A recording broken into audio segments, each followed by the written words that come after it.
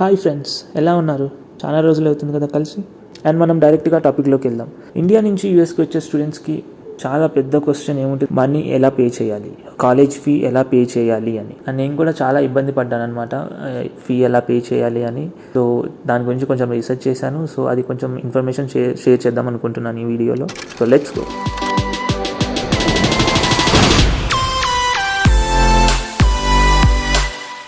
And మనం ముందు ఒక టాపిక్ మాట్లాడుకుందాం.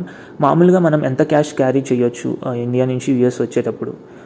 చాలామంది చాలా డిఫరెంట్ నెంబర్స్ చెప్తున్నారు. కొంతమంది ఏమో $1,000 అంటారు, కొంతమంది ఏమో $3,000, కొంతమంది 5,000, 10,000 అంటారు. సో నాకు అందరూ చాలా పెద్ద కన్ఫ్యూషన్ ఉంది. But I prefer $1,000 or less than that. అదైతే చాలా సేఫ్ అనమాట. ఇంకా ఎక్కువైతే ఏమో తెలీదు. And it's a good way. ఇంకా మీరు ఆన్లైన్లో లైక్ 4X కార్డ్లో ఎంత తెచ్చుకున్నా ఏం ప్రాబ్లం ఉండదు, దానికి లిమిట్ ఏమి ఉండదు. బట్ క్యాష్ మాత్రం ఒకసారి చూసుకోండి, 1,000 ఆర్ బిలో ఉండేటట్లు.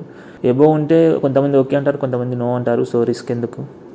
అండ్ ఇప్పుడు మనం యూనివర్సిటీ ఫీ ఎలా పే చేయాలి ఇండియా నుంచి అని చూద్దాం.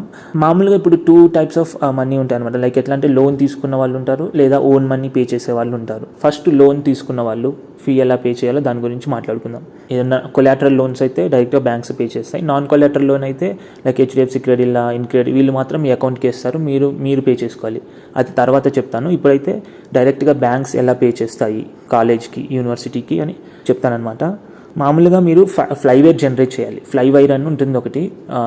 మీ కాలేజ్ పేమెంట్స్లోకి వెళ్ళి డ్యూలోకి వెళ్ళి అక్కడి నుంచి మీరు సెలెక్ట్ చేసుకుంటే ఆప్షన్ మీకు ఫ్లైవేర్ అనే వస్తుంది. ఫ్లైవేర్లోకి వెళ్ళి దాన్ని క్లిక్ చేస్తే ఆ లింక్ని మీకు ఫ్లైవేర్ వెబ్సైట్లోకి వెళ్తుంది. లేదా మీరు డైరెక్ట్గా ఫ్లైవేర్ అని క్లిక్ చేస్తే ఆ వెబ్సైట్ వస్తుంది. అక్కడికి వెళ్ళి మీరు international transaction India to US అని చూస్ చేసుకుంటే మీకు వస్తుంది అనమాట. అది పెద్ద ఏముండదు, జస్ట్ మీరు ఆడ డీటెయిల్స్ ఫిల్ చేయాల్సి ఉంటుంది. లైక్ ఏముంటాయంటే డీటెయిల్స్, మీ పేరు, మీ అక్కడ ఇండియా అడ్రస్ కానీ, ఇలాంటి ఫోన్ నెంబరు, మెయిల్ ఐడీస్ ఇవన్నీ అడుగుతుంది. ఇంకా మీ లోన్ కాబట్టి లోన్ నెంబర్ అడుగుతుంది. లోన్ అకౌంట్కి ఒక నెంబర్ ఉంటుంది అనమాట, లోన్ నెంబర్ అని, లోన్ అకౌంట్ నెంబర్ అని. ఆ నెంబర్ అడుగుతుంది. ఆ నెంబర్ ఒకటి ఇవ్వాలి. ఇంకా మామూలుగా రౌటింగ్ నెంబరు అవి ఇవి ఇచ్చేస్తే అయిపోతుంది. ఇంకా ఫ్లైవేర్లో 2 types ఉంటాయి అనమాట. INR ద్వారా పే చేయొచ్చు, USD ద్వారా కూడా పే చేయొచ్చు. పే చేసేటప్పుడు సెలెక్ట్ చేసుకోవచ్చు అనమాట, INR USD అని, అది మీ ఇష్టం. INR ద్వారా చేస్తే ఏంటంటే మీకు 30,000 దాకా ఛార్జెస్ పడతాయి అనమాట. లైక్ 10,000 ఏమో ఫ్లైవేర్ తీసుకుంటారు, ఇంకా మిగతా 20,000 ఏమో బ్యాంక్స్ కానీ వాళ్ళు వీళ్ళు తీసుకుంటారు. మొత్తం 9 lakhsకి అయితే 30,000 దాకా పడుతుంది. అదే బిలో 7 lakhsకి అయితే అంత పడదు, కొంచెం తక్కువే పడుతుంది అనుకుంటా ఫ్లైవేర్ది. సో అది ఒకసారి చూడండి.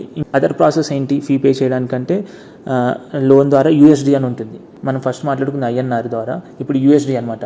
USD అంటే ఏంటంటే మీరు ఫ్లైవేర్ డీటెయిల్స్ అన్నీ ఫిల్అప్ చేసి అక్కడ సెలెక్ట్ చేసుకున్నప్పుడు INR USD అని ఆప్షన్ ఉంటుంది. USD సెలెక్ట్ చేసుకున్నారు అనుకో, మీకు జస్ట్ $25లో మొత్తం అయిపోతుంది ప్రాసెస్. అదే ఓకే INRలో అయితే మాత్రం 3 days పడుతుంది రిఫ్లెక్ట్ కావడానికి.